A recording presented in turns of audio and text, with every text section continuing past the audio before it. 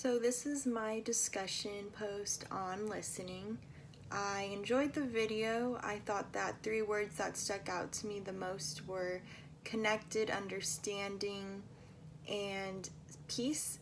And those were what he used in explaining effective conscious listening, and that we would live in a world of peace if we did this, and without effective conscious listening, that he showed images of the world in war and flames and things like that. And I definitely agree with that and thought that was really true. I think that in this world you just can't be really opinionated and only broadcast your own voice. You have to listen. You can't shut out listening. You have to listen and understand. That way things can be worked out. Otherwise there can be things can lead to conflict for sure. And another concept that I thought was interesting was how he said that why isn't listening taught in schools? And that's true. Why isn't it? It's definitely a skill that's taught at home, but in a school environment it could be maybe a lot more effective, and everyone would be more or less on the same page, and then when going out into the world those skills could be used.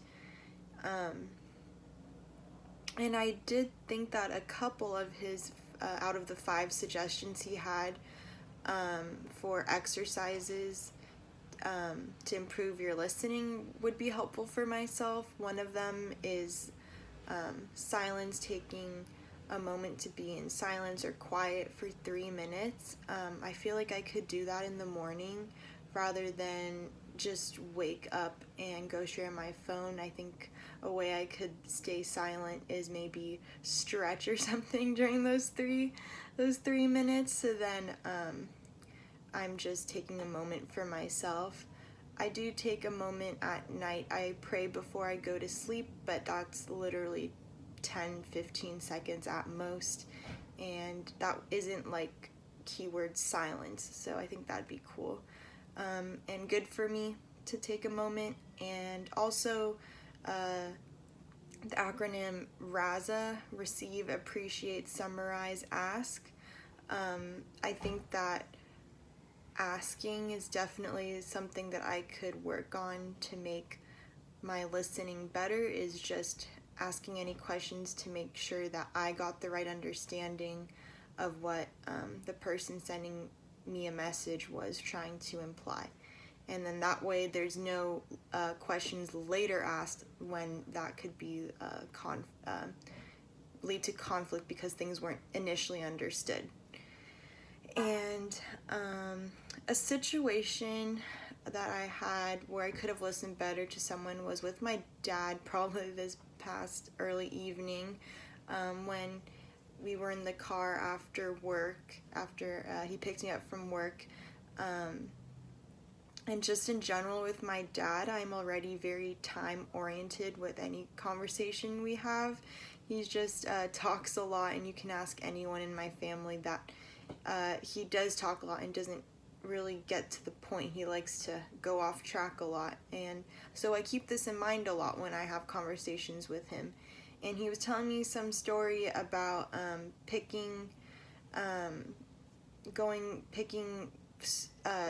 soils, different soils from either Costco or Home Depot, and just the talk about fertilizer just kind of phased out, and I stopped participating actively in our conversation.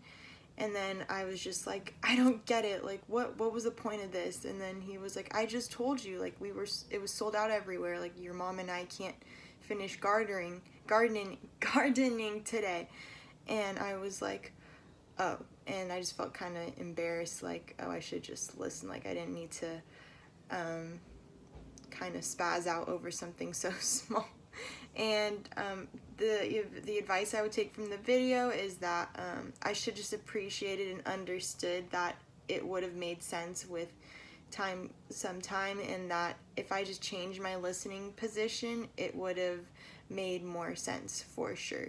If I had just instead of getting in my head about, oh, like he's not getting to the point, and just had listened literally maybe 10 more seconds, I would have understood what he was trying to tell me.